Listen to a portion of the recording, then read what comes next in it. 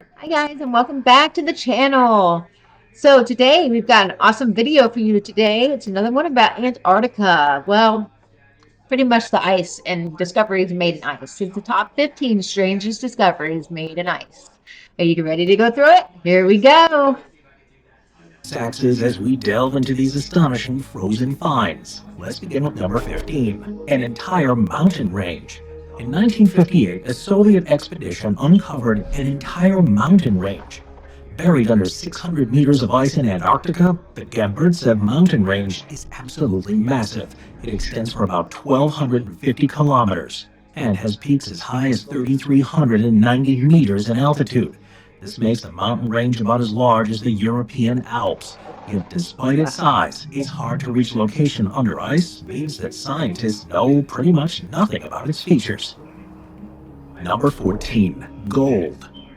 While most gold is located underground, melting glaciers have revealed new deposits. During the last ice age, glaciers often transported gold-bearing rocks. Some of those golden rocks have become frozen inside the glaciers. And while the gold is usually scattered throughout as sediment, they've begun to Who's up for a trip to the polos? I am.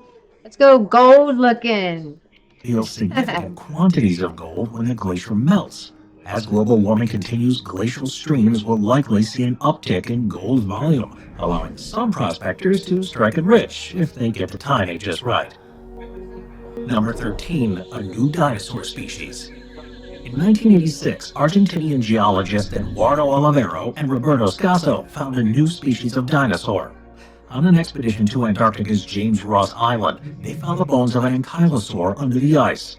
And while it took an entire decade to excavate the fossil thanks to the ground frost and the harsh weather, they uncovered a new species that's now called Antarctopelta, or Antarctic shield in English. To date, this one fossil is the only specimen of the species that's ever been found. Number 12. Yucca the mammoth. In 2010, a group of Siberian tusk hunters came across one of the world's most incredible Ice Age relics. Known as Yucca, she was a woolly mammoth that roamed the icy tundra about 39,000 years ago. She likely met her end after falling into a swamp and getting stuck, and it's due to this unique position that her lower body was almost perfectly preserved. In fact, it's in such good condition that scientists were able to extract flowing blood. As it turns out, that mammoth blood has a natural antifreeze. Yucca is now displayed in Moscow and would certainly be worth visiting on the next trip to the city. Yes, aren't they trying to bring back the woolly mammoth? I think they just brought back another species. I cannot think of it for the life of me right now. But I know the woolly mammoth is on the list. What was it? It was those wolf puppies, the white wolf puppies that they brought back. They had three of them. Crazy, but it's weird. Number 11. A box of jewels. In 2013, a French alpinist was hiking across the glacier on Mont Blanc when he spotted a metal box in the ice. The box said, "Made in India," and upon opening it, he found it filled with about 100 colorful gems, consisting of a mix of sapphires, emeralds, Talk about a good find. That was a good hiking day, don't you think? I'd be like, yeah. Oh my goodness, that is beautiful, beautiful jewelry. Who knows how old it was? Whoever lost it might have lost their lives. He's the lucky man to find it, though. I'd like to find that. and rubies. Upon further investigation, it was discovered that the jewels had come from a crashed Indian Airlines flight from either 1950 or 1966. However, despite searching, authorities were unable to find the original owner. As a result, the decision was made to split the jewels in half with both the alpinist and the owners of the land, leading to the alpinist going home with a cool $340,000. Wow. Number bet you it 10. was worth waiting. Grasshoppers. So, while grasshoppers and glaciers are two things that don't seem very compatible, you can get two of them in one in the U.S. state of Montana. Located within the Beartooth Mountains of Custer National Forest, the so-called Grasshopper Glacier is far different than the typical white glaciers. That's because it's got a grayish color, and this is because it has tens of millions of locusts located inside of it. Now, I'm not entirely sure how they got in there, but there are a couple of theories. The most popular is that centuries ago, a swarm of billions of them were migrating over the Rocky Mountains when they suddenly were trapped by a massive winter storm.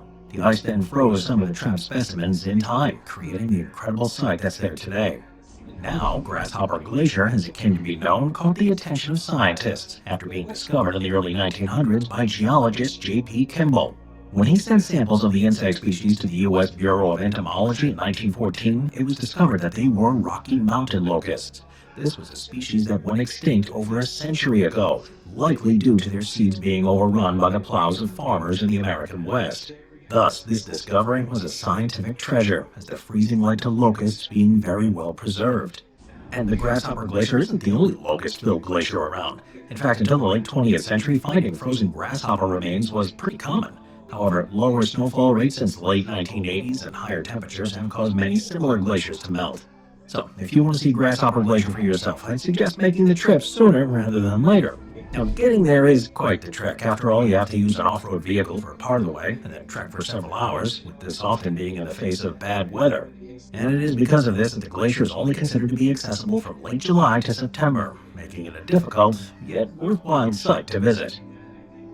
Number 9. Allen Hills 84001. While the meteorite that wiped out the dinosaurs may be the most famous space rock, Allen Hills 84001 is a close second.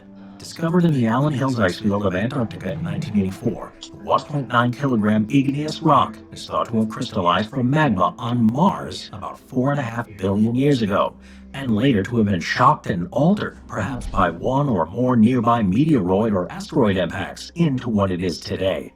By our estimates, it was formed as part of the crust on Mars about 4 billion years ago. It stayed there until about 17 million years ago, and then after an asteroid hit Mars, it went spinning into space. From there, it zipped around for many years before eventually landing in Antarctica about 13,000 years ago. While this makes the rock old and interesting, its age is far from its most controversial attribute. You see, in 1996, NASA scientists who carried out microscopic and chemical analyses on the meteorite made a shocking suggestion that the strange carbonates in the meteorite had been produced by Martian microorganisms. After all, the carbonate grains that were observed are associated with organic compounds and contain minute crystals of iron minerals similar in size and shape to those produced by bacteria. If this hypothesis was true, this would mean that, in all likelihood, there was life on Mars. Given we haven't found definitive proof of that so far, this would have been, to put it lightly, a big deal. However, in subsequent investigations, other scientists refuted these claims. They instead said the carbonate grains could be explained by non-biological process. In 2022, these naysayers were proven right, as an authoritative report in the Journal of Science confirmed that the carbonate grains were not signs of life. Instead, they were created by water. Now, this shouldn't dash your hopes yet. After all, there is still good science that suggests that Mars may have once been hospitable to life. However, given the planet's current state, the chance of any life being found on Mars today is slim to none. And while this makes this piece of space rock a lot less exciting, it can still be visited today at the Smithsonian Museum of Natural History. Number 8. A baby mammoth. Canada's Yukon Territory is known for its gold deposits, and on a rainy day in June of 2022, miner Travis Mudry was working away to extract some. Since the mines are covered in permafrost, he had to dig into a wall of hard, frozen dirt, and while doing so, he made a crazy discovery. Inside the muck, he spotted a dark, shiny animal with short legs. Could you imagine actually unearthing that and discovering it by yourself? That would just be so amazing. I always wanted to be an archaeologist. That's why I love this history, y'all. And I just would love to find something of value, something that's important to history, just to be able to find something, unearth it yourself. That would be the most amazing, fascinating feeling, I think. Suspecting he'd found a mummified baby buffalo, Mudry began inspecting the creature. However, he was in for a shock after he realized that the animal had a trunk. Upon showing his boss, all work was stopped and the experts were called in. While Grant Zazula, the Yukon government's paleontologist, wasn't able to arrive right away, he sent 2 geologists who rushed to the creek, surveyed the site, and retrieved the remains less than an hour before a storm struck. Once secure, the mammoth was wrapped in a tarp and brought to a nearby location for a ceremony with scientists, miners, politicians, and First Nations elders. Gathered in a circle, the elders offered a blessing and named the mammoth Nunchoga, which means big baby animal in their language. After a quick examination, they ruled that Nunchoga was female, who was probably about a month old when she passed away more than 30,000 years ago. Based on where she was found, it's more than likely that she was grazing with her mother when she strayed from her mother's side and got stuck in the mud, leading to her death. Now, the reason why Nunchoga was so well preserved is likely due to her quick passing and the unique location of her final moments. You see, in most parts of the world, only the fossilized bones of Ice Age creatures remain. However, in the Yukon, permafrost acts as a sort of freezer, preserving soft tissues like muscles, skin, and hair, alongside the important information like DNA. It's because of this that in recent decades, miners in territory have unearthed the well-preserved remains of several different animals, with their findings including a wolf pup, a caribou calf, and giant camels. In any case, Nunchoga now holds the title of being the first complete baby woolly mammoth found in North America, and only the second in the world. As such, her discovery was an incredible stroke of luck. That's like a baby too. It's not like the last one we saw. This one must have been just born and something happened. That's tiny for a mammoth. Oh, And of wow. great importance to the scientific and archaeological community. Moving on to number 7, an AC-53 Sky Trooper Dakota. On November 18th of 1946, a C-53 Sky Trooper Dakota took off from Tulln Air Base near Vienna, Austria, bound for Pisa in northern Italy. The plane was carrying several high-ranking Allied officers and their families, and so in order to play it safe, Captain Ralph Tate Jr. decided to take a 2-day-long route that would take them through Munich and Marseille in order to avoid bad weather. This ended up being an ill-advised plan. That's because somewhere around Innsbruck, the plane got caught in bad weather anyways, causing the pilots to become disoriented and go off course. They knew they were in the Alps because Tate had to dodge several mountain peaks.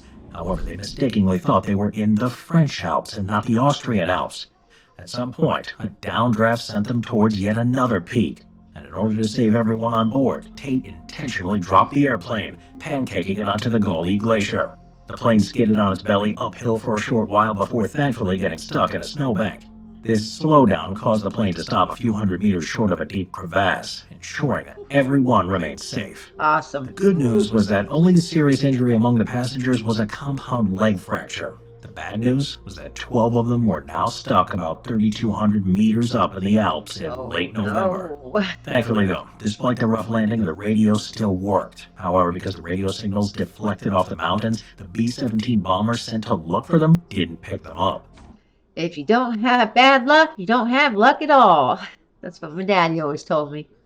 It was because of this that it took a grand total of 3 days for the U.S. and British Air Forces to locate the lost plane, with the eventual finder being, according to some sources, none other than the captain's dad, who spotted the plane after he sent up a flare.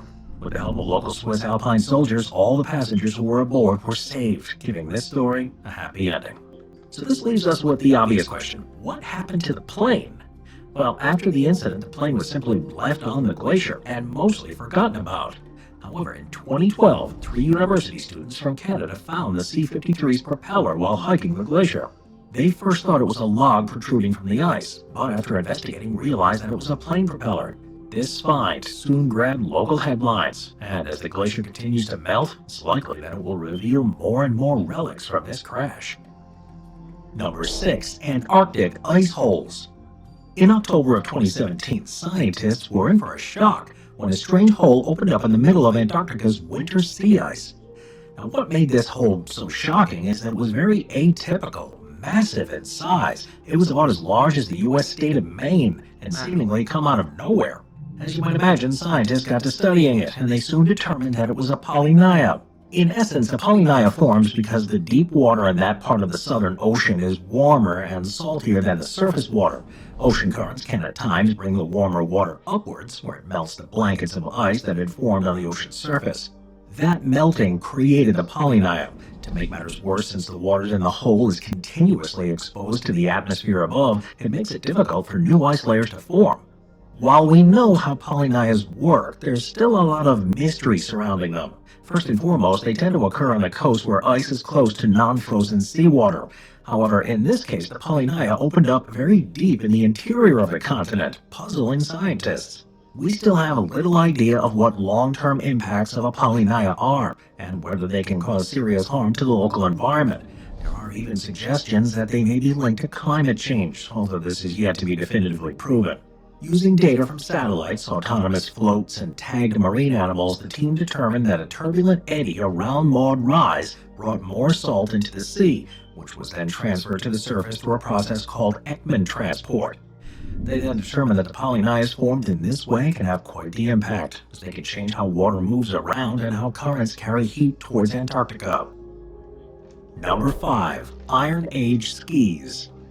While humans from the Iron Age were far different than we are today, one thing that they did have was, of all things, skis. And in 2014, a team of scientists found a single archaic ski in Norway's national park.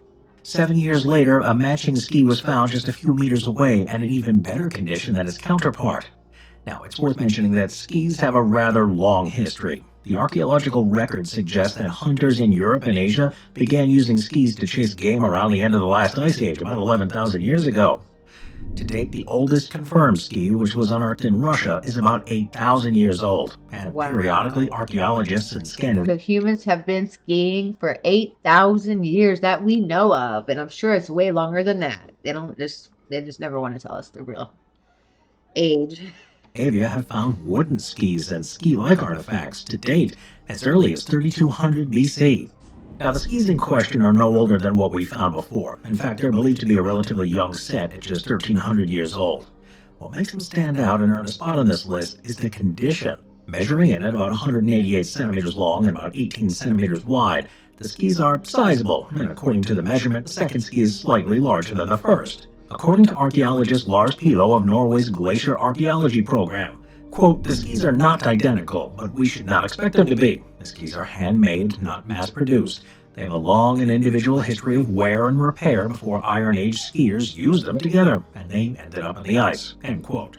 Beyond their size, the skis are also notable for their features. Both have raised footholds, leather straps, and twisted birch bark bindings that would have been attached through holes in the footholds. It's believed that the ski's owner was a hunter, traveler, or both, and the find shows that despite being geographically remote, the high mountains of southern Norway were teeming with activity 1,300 years ago. It seems like this set of skis is also a bit different than what has typically been found. After the discovery of the first ski, the team wondered whether its underside had once been lined with fur. This would have been done, theoretically, to give the skis more grip. However, the new skis seem to have a furrow like those found on some other ancient and modern skis. This furrow would have no purpose if covered with fur, leading researchers to believe that the skis didn't feature any of it. Number 4. Ancient viruses. Oh gosh. While it may sound crazy, it turns out that viruses can survive under ice for thousands of years. Now, it's practically impossible to know how many ancient viruses are frozen and how many have already been quietly unleashed. However, there are some that scientists have picked up on. It's worth noting that so far, scientists have only studied permafrost viruses that infect single-cell organisms called amoebas. This is because the viruses are harmless and provide... They found like a zombie virus that affects amoebas. It's not known to affect humans, but it's known to affect amoebas. And, some kind of, it can make it like an exoskeleton on these things. I think they should leave well enough alone. You find a virus, leave it.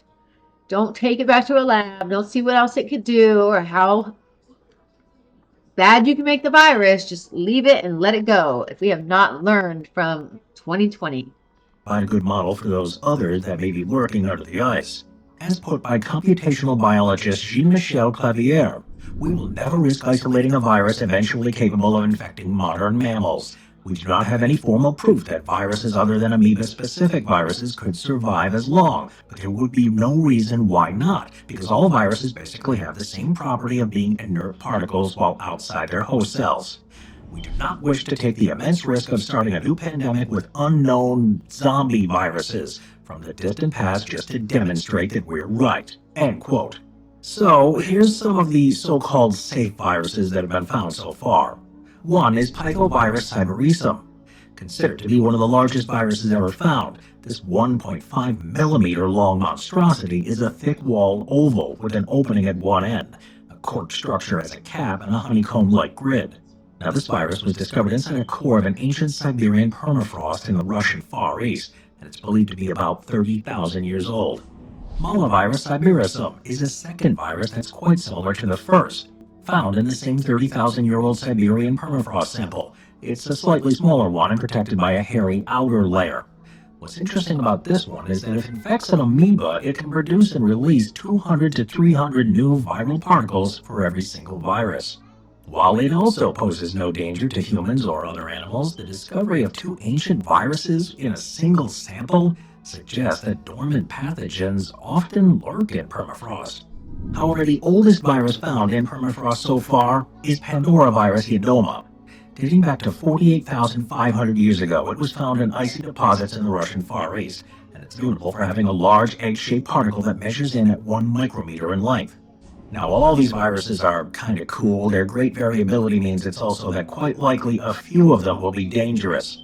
After all, there is a very real chance that the next COVID or SARS is hiding deep in that ice. If the ice melts, it could infect those in the north of our planet before heading south, catching most of the planet by surprise. As such, it's important that we constantly monitor new viruses in the Arctic to make sure that this terrifying possibility does not become a reality. Number 3. Glacier Girl. On July 15th of 1942, a squadron of 6 P-38 Lightning fighter planes and 2 B-17 Flying Fortress bombers got caught in a blizzard while flying from Greenland to the British Isles. As a result, they had no choice but to turn back and conduct an emergency landing on the glaciers of Greenland. While all of the crew members were rescued, 9 days later, the aircraft were left behind. For some reason or another, they were never retrieved over the course of the war, and instead they sat there for decades. Over this time period, the ever-shifting ice sheets buried the aircraft under 75 to 90 meters of ice. However, despite their remote, hard-to-reach location, 50 years later the decision was made to extract one of the P-38 fighters from the ice. Nicknamed Glacier Girl, the effort was pretty huge, taking a whopping 11 years and about $2 million. The crew had to spend a lot. Why would we spend $2 million getting something 50 years after it was left in the ice? Does that make any sense to you guys? If y'all know or have a inkling of why we would do that, leave it in the comments for me, please. Time and effort to lift the plane out of the ice. This excavation was possible because they made use of a large heat plate, which melted the ice and allowed them to tunnel down to the aircraft. From there, a cavern was cleared out around the plane with blasts of hot water, allowing individual pieces to be resurfaced. Surprisingly, the plane was in decent condition. While the canopy was crushed by the ice, all parts were more or less in place. After a $500,000 repair effort, the plane was in workable condition, and in October of 2002, she embarked on her first flight. However, it was on June 22, 2007 that the Glacier Girl went on a rather ambitious flight. The plan was that she would depart from Teterboro Airport in New Jersey and attempt to fly across the Atlantic Ocean to Duxford in England, with the idea being she would complete the flight that she had begun 65 years earlier.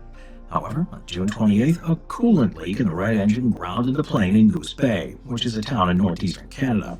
In any case, the successful excavation of Glacier Girl made it seem like the second plane could be recovered, and in 2011 an effort began to do just that. With the help of ground-penetrating radar mounted onto drones, the team involved were able to detect one of the P-38s and determine that it was a plane known as Echo by its pilots. As of 2018, the plan was to go to Greenland in 2019 and use the same heating strategy that was used in '92 to excavate it. However, to date, there seems to be no confirmation online as to whether or not the excavation of this second plane actually occurred. Number 2. Ötzi. When you think of a mummy, the long-gone rulers and nobles of ancient Egypt are probably the ones who come to mind. However, in 1991, a frozen mummy of sorts was found high up in the mountains. The story goes that 2 German tourists were hiking in the Ötztal Alps on the border of Austria and Italy when they came across a mummy. After being extracted, the mummy was examined at the University of Innsbruck, and rather incredibly, he was soon nicknamed Ötzi and determined to be the oldest natural mummy in Europe. After further examination, he was determined to have lived somewhere between 3350 and 3105 BC, making him more than 5,000 years old. While this should have led to decomposition, the extremely cold temperatures in the Alps preserved it incredibly well. The scientists involved were able to figure out that Ötzi was about 5'2", left-handed, wore a size 8 shoe, and had brown eyes, dark brown hair, and tan skin, suggesting that he was of Southern European heritage despite being located in the Alps. Unfortunately, he was in pretty bad shape physically, as he was lactose intolerant, had a rare genetic anomaly that prevented his 12th pair of ribs from forming, and he also suffered from... That's so crazy how they can make him look like an actual person. We don't know if that's really what he looked like, but that's pretty cool. Cavities, intestinal parasites, had Lyme disease, and had a sore back alongside sore knees, hips, and shoulders. meaning he likely lived in continuous pain. Despite all this, he still decided to hike through the Alps, and by all accounts, his journey seemed pretty frantic. Scientists were able to find his belongings and figured out he was dressed in warm clothes. However, it appears that all he carried was a backpack, axe, dagger, a bow, arrows, and a small quantity of food. As a result, it seems like he must have been hunting and gathering as he made his way through this rocky terrain. It's also worth mentioning that while the remains were examined in Austria, both the remains and his paraphernalia are now located in Italy. The reasons for this have to do with geopolitics. You see, at the Treaty of Saint-Germain-en-Laye in 1919, the border between North Tyrol and Austria and South Tyrol and Italy was defined as the watershed of the rivers Inn and Etsch. However, the glacier Wazotzi was found on had since retreated. Complicating the decision as to whether to find the site was Italian or Austrian. In 91, land surveys were conducted, and while it was determined that while Utzi's find site drains to the Austrian side, the body was actually located 93 meters inside Italy.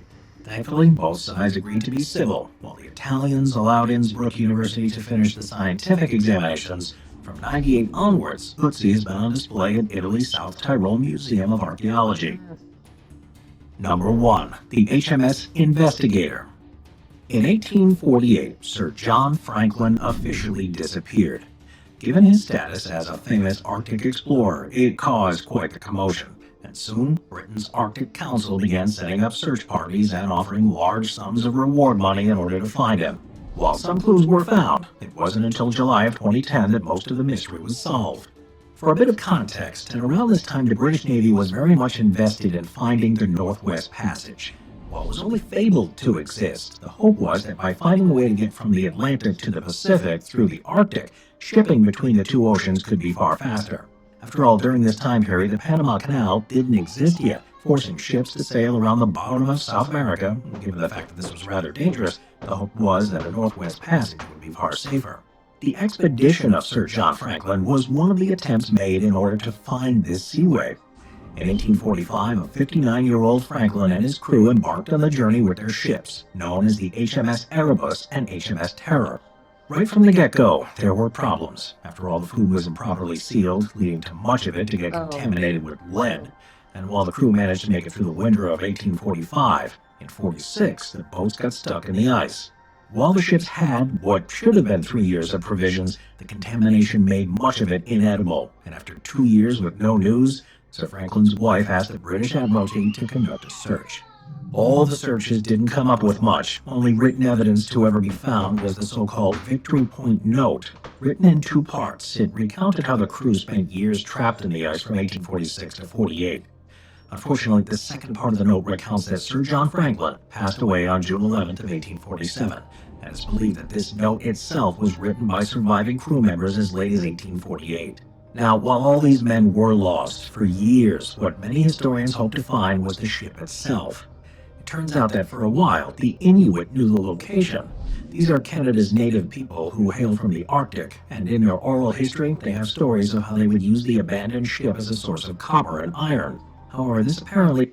I wonder really what was on the ship. I wonder if there was valuables on the ship. They offered all this money to go out and find this man, but there was probably a lot of stuff on the ship. And if Canada stayed quiet about the discovery and used copper and what they could off the ship, I bet you there was a lot of stuff on the ship. Well, I think so. What do you guys think? Let me know in the comments. All right, that's the last discovery we got for today. And thank you for watching with me as always. Please leave a like and subscribe to the channel. And I promise to keep bringing you engaging and intriguing content. Until the next one, bye.